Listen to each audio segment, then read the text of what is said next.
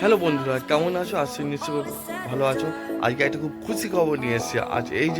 আজকে সন্ধ্যে 6:30টার সময় কামাখ্যা থেকে হাওড়ার মধ্যে আবার একটা বন্দে ভারত চালু হচ্ছে। এটা খুব ওপেন করছে আমাদের মাননীয় রেলমন্ত্রী অশ্বিনী বৈষ্ণবজি। তো আবার একটা বন্দে ভারত বাংলা পেল। আজকে সন্ধ্যে 6:30টার মধ্যে ওপেনিং হবে। আজ ইনগরেশন আর কয়েকদিনের মধ্যে জনসাধারণের জন্য চালু হয়ে যাবে এই বন্দে ভারত। এটা 6 দিন চলবে এক্সেপ্ট বুধবার। আর এইটায় কিছু ক্লিপ আমি তোমাদের দিয়ে দেবো। ট্রাভেল ব্লগ ইনগরেশন রানের খবর পেতে আমার চ্যানেলকে সাবস্ক্রাইব করে, লাইক করে, বন্ধুদের মধ্যে শেয়ার করে দাও। Love you. Since I wanna get your way all day.